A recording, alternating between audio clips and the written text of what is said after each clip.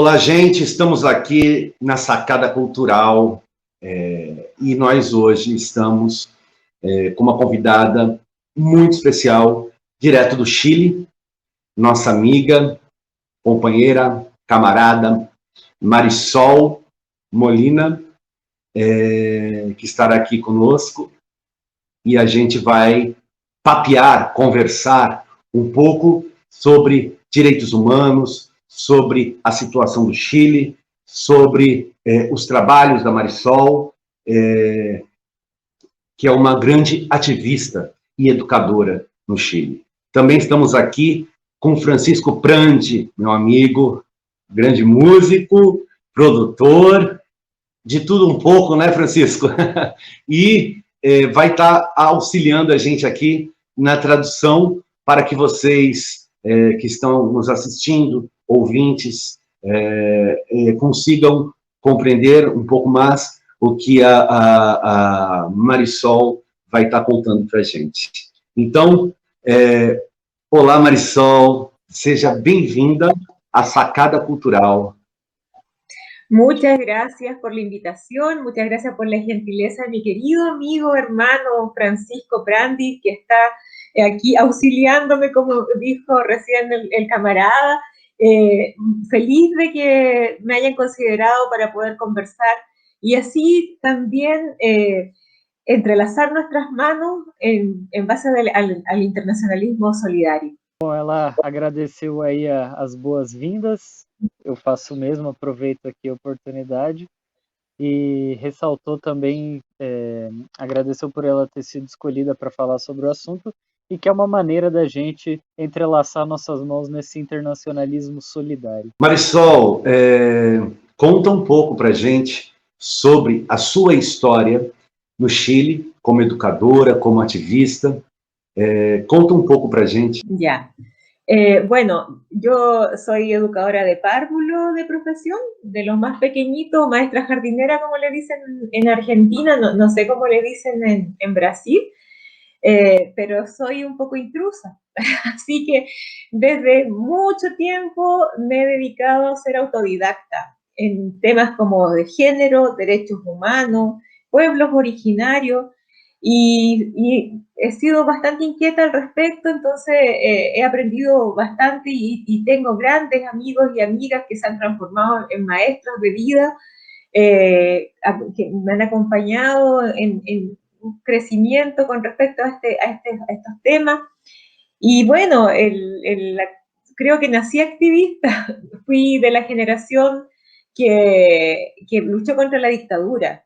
En la universidad, ya muy pequeñita, comencé una militancia política porque consideré que era necesario.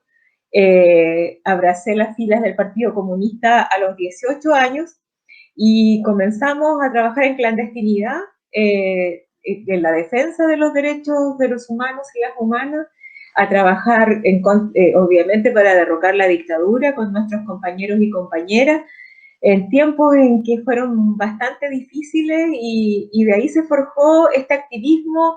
Yo creo que a toda prueba somos una generación de los 80 que estamos marcados por la historia y hemos podido salvar muchos obstáculos y por eso también tenemos el activismo en la piel, porque para derrocar la dictadura necesitamos de ese activismo y es lo que ponemos al servicio de todas las causas, al menos modestamente desde lo que podemos aportar, ¿cierto? Para derrocar este modelo imperialista que nos está dominando en este momento y que es tan cruel con América Latina y con sus pueblos principalmente. Bom, ela mencionou que ela é educadora, né, do que a gente chama de magistério, que é o ensino infantil, que ela sempre foi autodidata em outros temas, como direitos humanos, gênero, povos originários, e que ela também aprendeu muito com amigos, colegas de militância, e ela disse que ela nasceu ativista, né? Que ela foi formada aí na década de 80 no combate à ditadura, na universidade, entrou para o Partido Comunista ainda na clandestinidade, né, nos anos 80, e ela falou, somos uma geração que traz o ativismo na pele, que assim como isso foi necessário para derrubar a ditadura, Hoje isso é necessário para derrubar esse sistema imperialista que domina os nossos povos. Com certeza, Marisol, acredito aqui no Brasil, inclusive a minha geração também, que vem pós-ditadura no Brasil, a gente sofreu muita influência de nossos pais, nossas mães, no combate à ditadura, mesmo a nossa geração, no caso a minha geração, tendo pego apenas o fim da ditadura no Brasil. Mas crescemos na luta, nos movimentos sociais. E para a gente aqui é uma honra estar conversando com você, uma alegria enorme. Agora, conta para a gente como que você enxerga os direitos humanos na atualidade, hoje, no mundo. Una de las cosas, en realidad, desde siempre, por lo mismo, marcada por la historia de mi familia, de amigos y amigas, abracé la causa de los derechos humanos. Hace algunos años, 14 años aproximadamente, creamos el mes de la memoria, que parte, en realidad se llama mes, empezó como una semana de la memoria al interior de una escuela, porque acá es muy difícil hablar de derechos humanos, hay mucha reacción contraria en torno al tema, porque se piensa que derechos humanos es solo hablar de lo que pasó en dictadura y no se ve la amplitud de lo que significan los derechos humanos. Entonces, ese mes de la memoria sí lo creamos para que estuviera en el contexto de la memoria, de más memoria, más verdad y más justicia. Y bueno, y se transformó en desde la Semana de la Memoria, un mes de la memoria en la región de Los Ríos, que es parte como ya del patrimonio. Entonces, eso me hace bastante feliz, porque lo que comenzó tan tímidamente con un grupo de maestros y maestras, donde lanzamos la idea y se empezó a forjar esto el rescate de memorias, se transformó después en una iniciativa a nivel regional. Actualmente, a raíz del estallido del 18 de octubre, también se creó la ONG Observa Derechos Humanos en Los Ríos, y que tiene que ver más que nada para cautelar y resguardar los derechos humanos de los manifestantes que estaban en contexto de protesta, ¿cierto?, en las calles de nuestra región, y principalmente de Valdivia. Se sumaron más de 50 personas a ser observadores y observadores de derechos humanos. En este momento estamos en pandemia, hemos tenido que abordar lo que significa el resguardo de los derechos humanos básicos, como son el derecho a la alimentación. Les comentaba que justamente hoy día estuvimos haciendo canastas familiares, anda un grupo de amigos que la están repartiendo por la costa valdiviana, ya repartimos para otros sectores. Y es una iniciativa ciudadana que es con aportes de ciudadanos y ciudadanas, que alimentos también en centros de acopio, para poder paliar lo que está pasando ahora a raíz de la pandemia, que en mi región presentan los índices más altos de cesantía. Entonces, hemos tenido que transformar nuestra labor de estar en la calle observando la vulneración por agentes del Estado hacia los ciudadanos y ciudadanas que se manifiestan, por cumplir esta labor ahora que es urgente en estos días. Trabajamos de la mano del INDH, Instituto Nacional de Derechos Humanos, como colaboradores y como colaboradoras, registrando detenciones arbitrarias, vulneración de derechos, y hemos tenido que registrar justamente casos dramáticos porque tenemos una policía que se llama Carabineros de Chile, que está desbordada en lo que se refiere a la represión, que ya vamos a hablar seguramente un poquito más de eso. Tenemos una situación de represión grave en Chile, que después me gustaría ahondar un poco en eso. Bom, ela disse que o envolvimento dela com a luta pelos direitos humanos remonta também à história familiar dos amigos, né, que já faz uns 14 anos, que eles tiveram a iniciativa de, dentro de uma escola, fazer o que era uma semana da memória, que depois se torna um mês da memória, né? E ela diz que é um tema difícil, porque a questão dos direitos humanos suscita reações como se tivesse sido um problema só da ditadura, né? E esse lema de verdade, memória e justiça, ele também tem a ver com os dias de hoje, né? Ela falou que essa iniciativa pequena se transformou numa iniciativa a nível regional, e que depois o que eles chamam de estallido social, que são as manifestações que a gente viu no Chile em outubro do ano passado, eles tomaram a iniciativa de criar um observatório de direitos humanos para resguardar direitos dessas pessoas, né, manifestantes, que junta mais ou menos 50 observadores. E agora, na pandemia, eles estão observando também o resguardo desses direitos, né? Ela mencionou o direito à alimentação. Eles têm uma rede solidária, né? Estavam organizando aí a canasta solidária, seria uma tradução como cesta solidária, e é importante nessa região porque ela apresenta um dos índices mais altos de desemprego no Chile, então é um trabalho bastante urgente, mas que também há casos de prisões arbitrárias, violações de direitos, que tem a ver com a estrutura dos carabineiros, né, que é o equivalente à nossa polícia militar, que é uma herança, enfim, da ditadura militar, e está bem desatualizada, para dizer o mínimo, e ela também mencionou que gostaria de abordar isso mais para frente. Com certeza, os rastros, os resquícios da ditadura, das ditaduras na América Latina, heranças das ditaduras na América Latina, elas ficam, elas têm reflexos, elas têm consequências, e ficam até hoje. Temos símbolos de luta, como é o caso no Chile, através da arte, com Vitor Jara, com Violeta Parra, Allende. Então,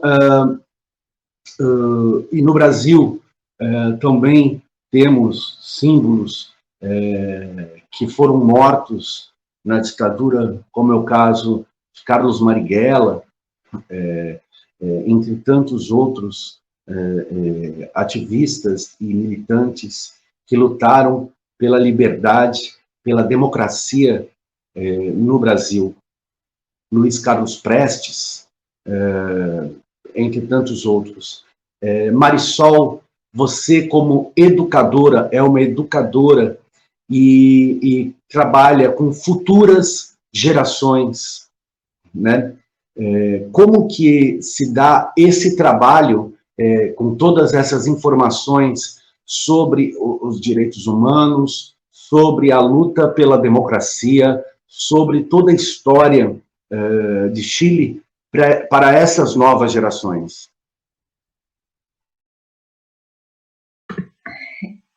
Yo mencionaba adelante que tratar temas de derechos humanos no es fácil.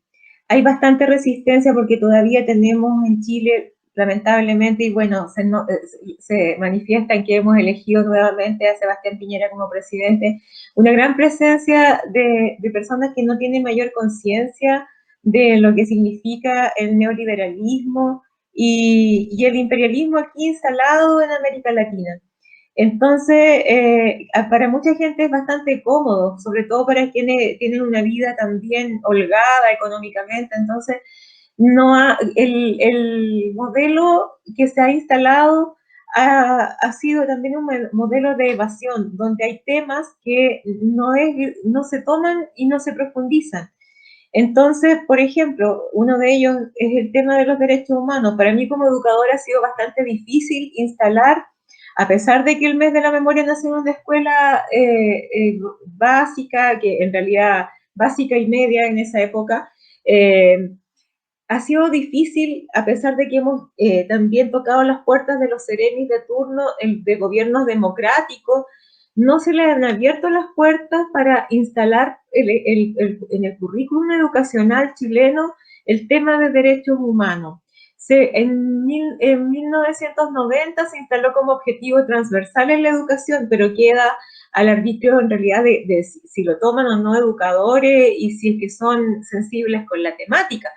Y muchas veces me ha tocado también enfrentarme a directores y directoras de los colegios donde he estado trabajando, porque no les gusta, porque es un tema que produce conflicto, porque hay papás y mamás que han reclamado de pronto cuando se toman temáticas de derechos humanos o en el fondo se tergiversa la información, se asustan y hay mucha ignorancia en el tema, entonces cuesta mucho que las personas profundicen y entiendan.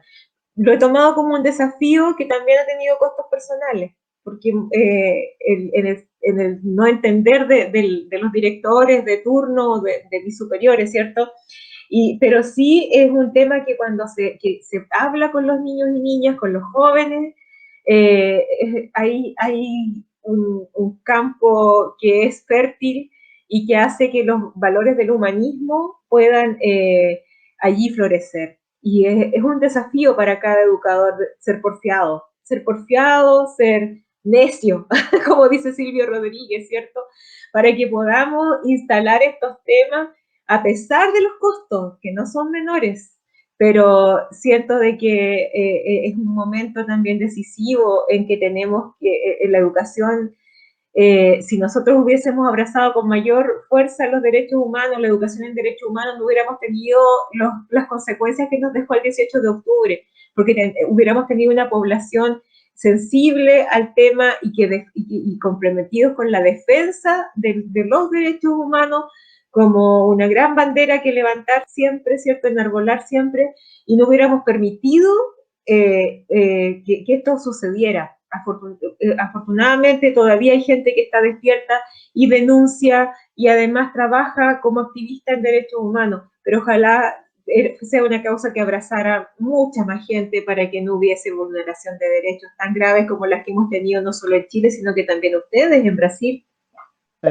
Bom, ela falou que ressaltou novamente, né, a resistência que existe ao tema dos direitos humanos, não só em virtude da falta de consciência, da presença do imperialismo, mas também porque o neoliberalismo permite que uma certa quantidade de pessoas tenha uma vida relativamente cômoda.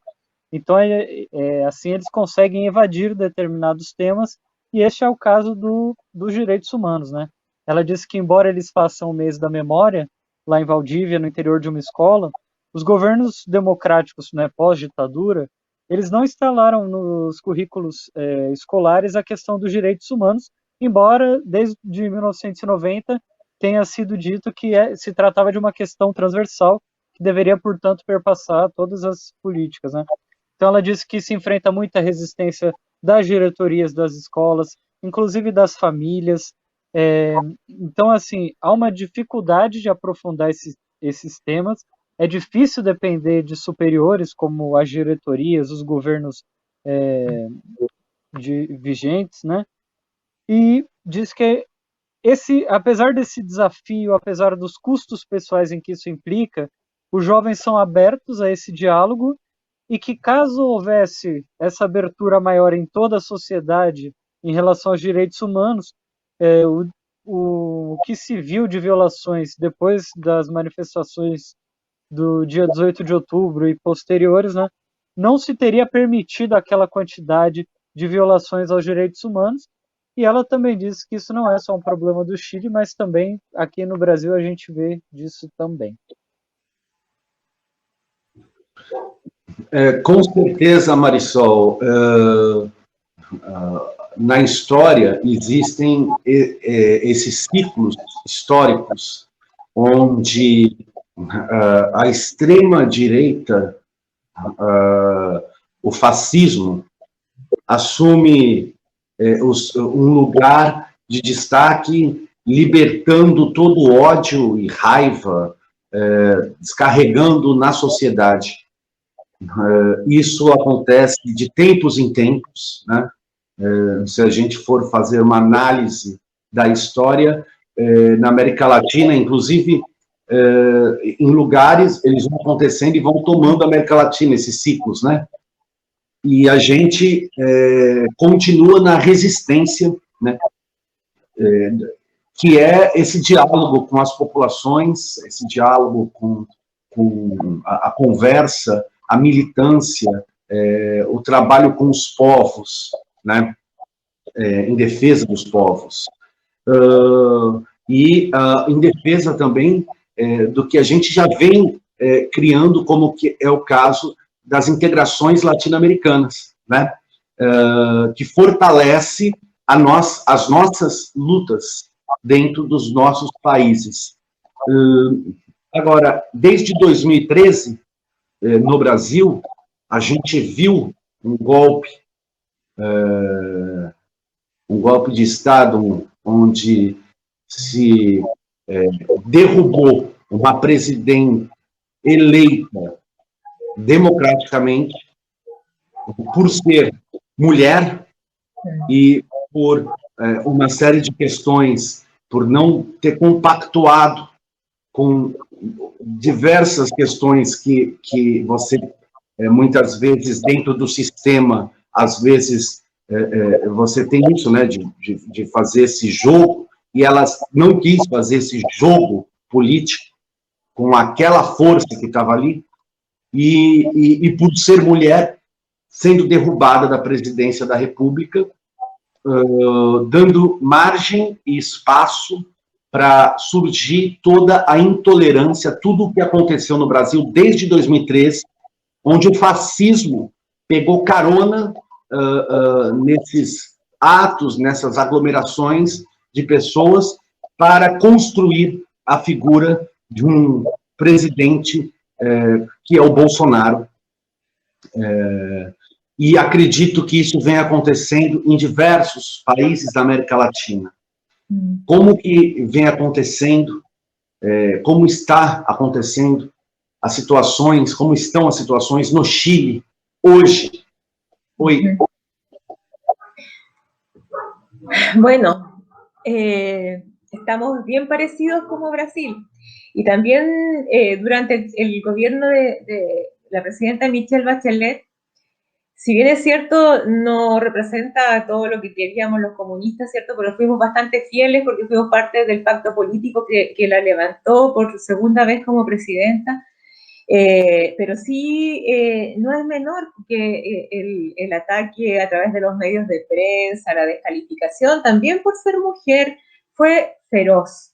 Y eso hizo que también mucha gente que fue parte de este pacto político, la democracia cristiana, por ejemplo, que acostumbra, como dijo Víctor Jara, que no son ni chicha ni limona,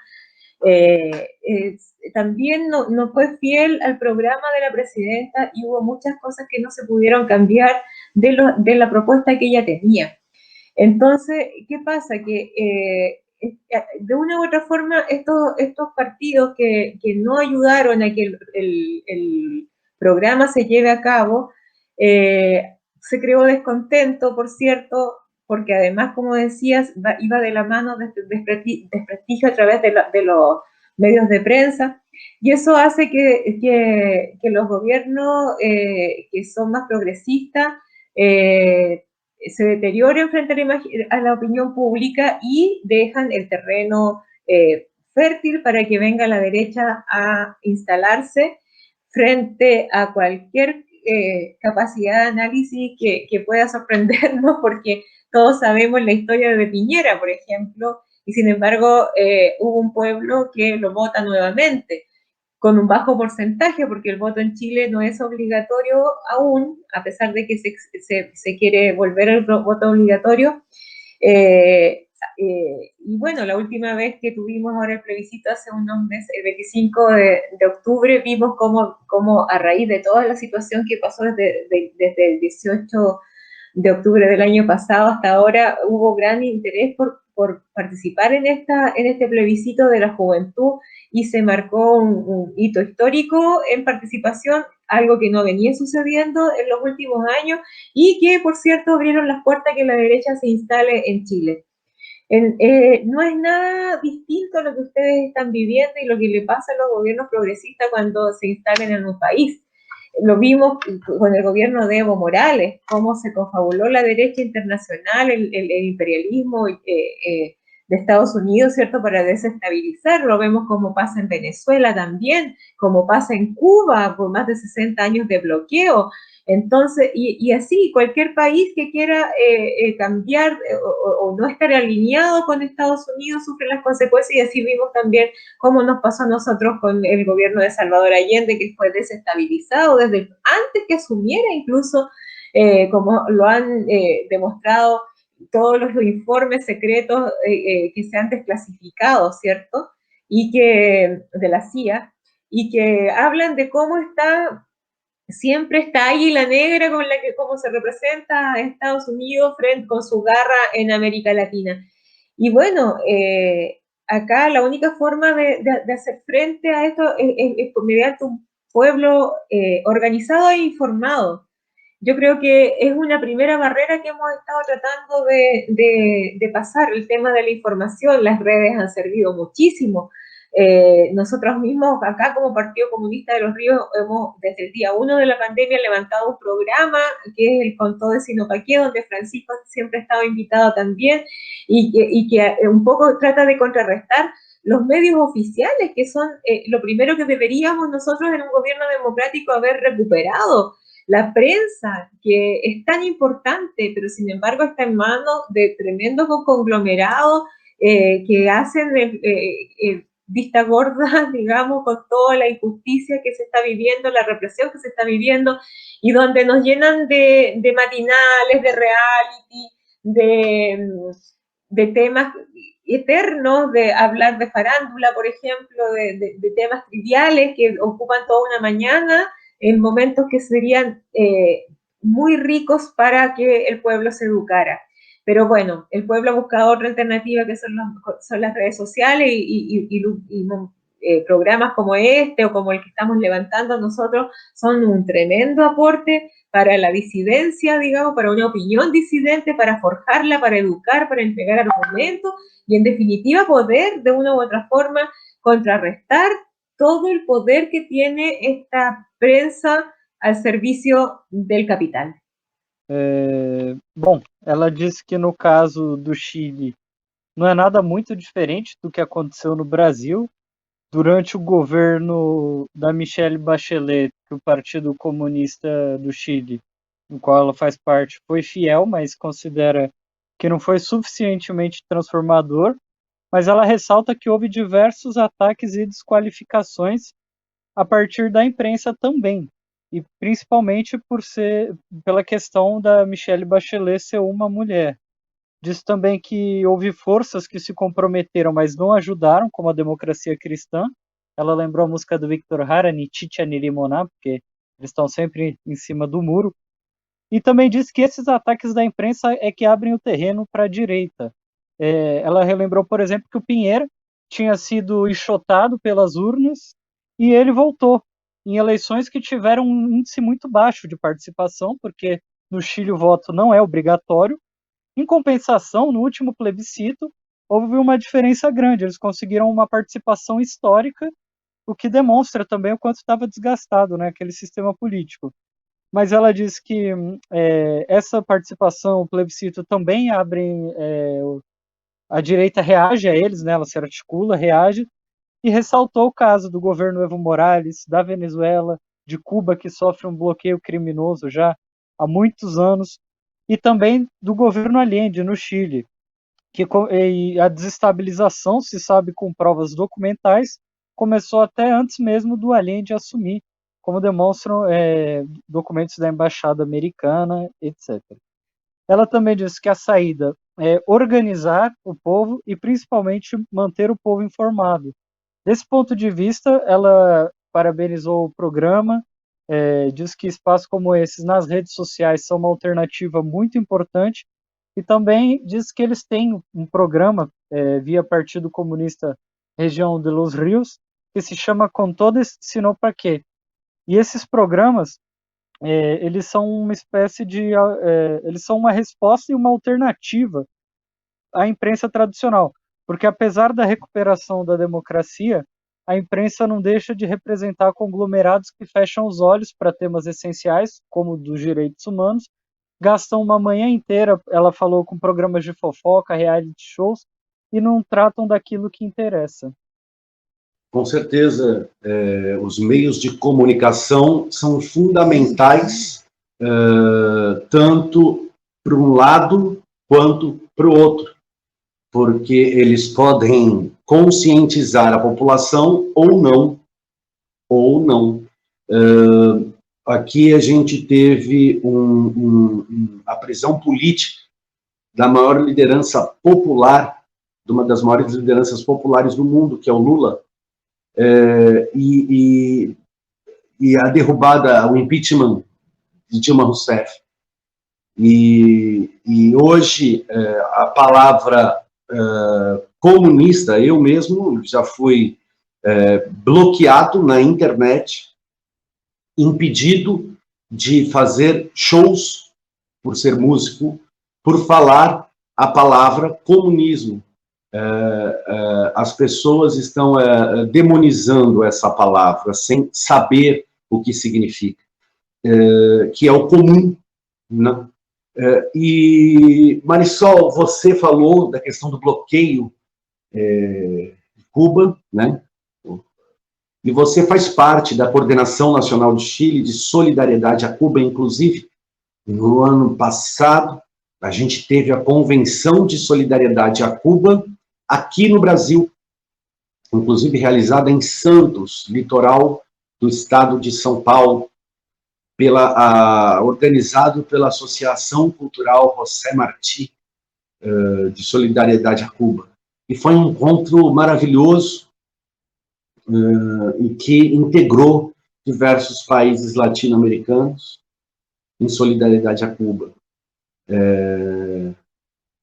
Como que você vê, no meio de tudo isso, Cuba, né, que é uma referência em diversos aspectos para todos nós, né, e para todas nós, como que você vê Cuba hoje, dentro de todo esse sistema e de todo esse processo que a América Latina, América Caribenha, América Central vem vivenciando? Francisco, ¿me ayudas con la última parte? ¿Cómo ves lo de Cuba hoy y, bueno, su relación con la América caribeña, etcétera, con esta región, en medio de todo lo que estamos viviendo? Gracias. Cuba, qué linda es Cuba. Primero un saludo a todos mis amigos y compañeros o camaradas brasileños que he tenido el privilegio de conocer en las brigadas solidarias con Cuba, que es la brigada suramericana que se realiza en el mes de enero en Caimito, ¿cierto? En el campamento Julio Antonio Mella, donde hemos podido abrazarnos con los pueblos de América Latina, del sur de América Latina, María Cecilia, Joao, tanta gente linda que han ido encabezando las delegaciones de Brasil y donde hemos vivido el internacionalismo, donde hemos estado allí aprendiendo además.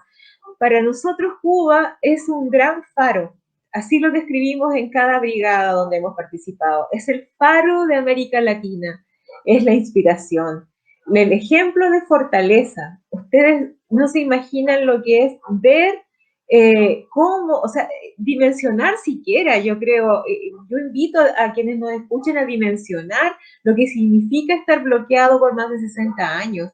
Y un bloqueo que en este tiempo de pandemia se recrudece con lo que hace Trump en contra de Cuba principalmente, con las medidas, ¿cierto?, que hace de que no llegue el suficiente el alimento, el suficiente insumo médico, y donde hay un pueblo que su fortaleza es la unidad, como lo dijo Fidel. En estos días, el 25 de noviembre, se cumplieron 4 años de la desaparición física del comandante eterno Fidel Castro Ruz. Hemos hecho múltiples homenajes en todo el mundo por la figura, resaltando la vigencia de su pensamiento, de su obra, de su legado. Y eso los cubanos y las cubanas lo tienen claro. Hace menos de una semana hubo trataron esta gente, ¿cierto?, de tratar de desestabilizar el gobierno cubano, y salió su propio pueblo a defenderlo en contra de este movimiento injerencista, ¿cierto? Llegó Díaz-Canel a la plaza, fue ovacionado por los jóvenes cubanos. Entonces, ¿cómo no sentirse inspirado por el ejemplo de grandes hombres como Fidel, como el Che, como Camilo, inspirados en este gran hombre también como fue Martí? En estos días, más que nunca, Cuba ha desplegado su ejemplo solidario por el mundo a propósito de la pandemia. El ejército de las batas blancas que están ahora postulando al premio Nobel de la Paz, ¿cierto? Que estamos todos bregando para que se pueda destinar el premio a Cuba y hacer visible esta obra humanitaria que no solo ahora en tiempos de pandemia está realizando frente al ébola, ¿cierto? Cada despliegue de este ejército de las batas blancas que dejan todo por ir a hacer este acto solidario a todos los rincones del mundo. Lamentablemente acá en Chile no pudimos contar con el apoyo del ejército de batas blancas por la negligencia de este gobierno de Sebastián Piñera, como tampoco optar al medicamento que otros países sí pudieron optar, ¿cierto?, para paliar los efectos del coronavirus. Pero aún así sabemos el tremendo apoyo que está brindando Cuba a través también de la formación de médicos para el mundo, así como Estados Unidos reparte balas por el mundo, invade territorio, usurpa. Cuba va sembrando la paz a través de este ejército de batas blancas, va sembrando salud, dando esperanza para el mundo. Vimos cómo reaccionó Italia cuando los médicos cubanos retornaron a la patria, la despedida que le dieron. Entonces, ¿cómo no hablar de Cuba como el faro para América Latina y el Caribe? ¿Cómo no hablar a Cuba como de Cuba como un ejemplo inspirador diario? Como yo creo que no, en lo personal no hay ningún día en que Cuba no esté presente en mi corazón, en mi pensamiento, porque es lo que me impulsa cada vez que tenemos dificultades, que no es fácil ser comunista en medio del neoliberalismo. Cada vez que tenemos dificultades, pensamos en hombres como el Che, como Fidel, como hicieron revolución en condiciones paupérrimas, en condiciones de pronto hasta climáticas adversas. El Che era asmático, imagínense cómo estaban esos climas de calor, con fusiles al hombro, la Sierra Maestra, cómo en tiempos en que no había comunicación pudieron hacer tremendas tareas. Entonces, ¿cómo no pensar y no inspirarse y pensar en que a lo mejor lo que nos toca sortear a veces no es nada comparado con lo que hicieron estos grandes hombres y mujeres de la Revolución Cubana? Entonces, de verdad, para mí Cuba es una inspiración diaria. Todos los días está Cuba en mi corazón. Bom, ela fez uma saudação às Brigadas Solidárias, né, a delegação brasileira, né, que vai para as Brigadas Solidárias a Cuba todo janeiro, e que diz que é um momento de viver o internacionalismo esse, né?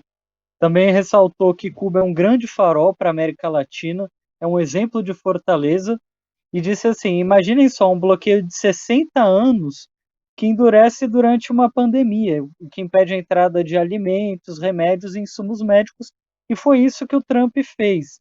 Ela também lembrou, né, do papel do Fidel Castro na unidade não só do povo cubano, mas latino-americano, e que também, mês passado, fez 4 anos da desaparição física do comandante Fidel.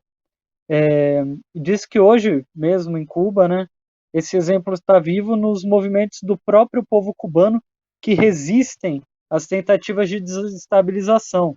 Então ela ressaltou aí que semana passada teve uma manifestação de jovens comunistas, na qual o presidente Díaz-Canel também participou contra essas tentativas, e também que na pandemia Cuba se mostrou extremamente solidária com o mundo, e que eles estão numa campanha agora, né, a Marisol também está participando disso, de um Nobel da Paz para o Exército dos Jalecos Brancos, né? São os médicos cubanos aí que foram para a Itália e foram recebidos como heróis quando voltaram para Cuba. Diz que não entraram no Chile única e exclusivamente por negligência do governo Sebastião Pinheira, que assim como foi negligente com os médicos, foi também com a entrada de alguns remédios. E aí ela comparou, enquanto Cuba forma médicos e espalha médicos pelo mundo, os Estados Unidos espalham balas e bombas por todo o mundo. Então ela diz, como não se inspirar com esse exemplo de grandeza? Não há um só dia em que Cuba não esteja na minha vida e no meu coração, porque é muito difícil ser comunista num mundo neoliberal. E aí ela lembrou, por exemplo, que às vezes o que toca, as tarefas que tocam da gente fazer, não são nada perto do enorme esforço que eles fizeram em Cuba ao longo desses anos todos. Ela, por exemplo, lembrou que o Che Guevara era asmático e que, apesar disso, com um baita de um calor, carregou um fuzil no ombro, lutou, e que eles, praticamente sem rede de comunicação nenhuma, puderam fazer a revolução. Então, como não se inspirar com esse exemplo grandioso? É verdade. Como não se inspirar? A gente aqui a Cuba é uma presença muito forte em nossas vidas, nas vidas de todos os comunistas, todos os socialistas no Brasil. Sempre lembramos de Fidel Castro, nosso comandante, o Che Guevara, lembramos de Camilo Cienfuegos, Célia Sanches e tantos outros revolucionários que libertaram Cuba.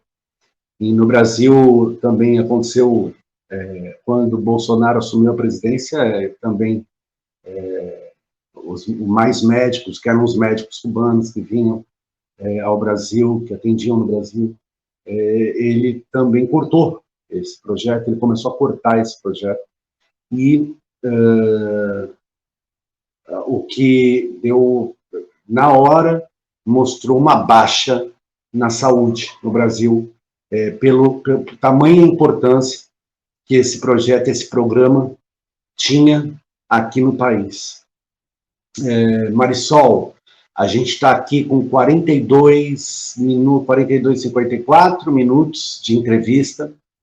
Eu quero saudar você, todos os camaradas e todas as camaradas de Chile, dizer que você é sempre bem-vinda, e os camaradas chilenos também nesse programa.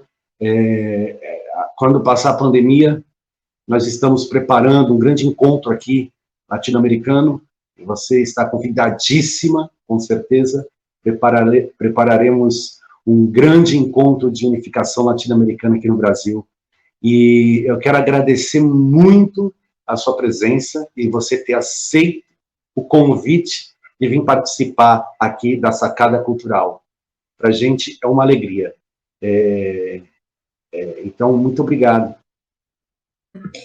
Yo quiero agradecer la invitación, primero que todo, también a Francisco por su tiempo, porque nos hizo más fácil, ¿cierto?, el que nos puedan entender, y a cada uno de quienes nos están escuchando, para que la llamita en su corazón de el humanismo que podemos aprender de países como Cuba, esté vivo en tiempos que no necesitamos tanto. Estamos en una pandemia que no nos tiene que dejar igual a como estábamos antes que comience todo esto en el mundo.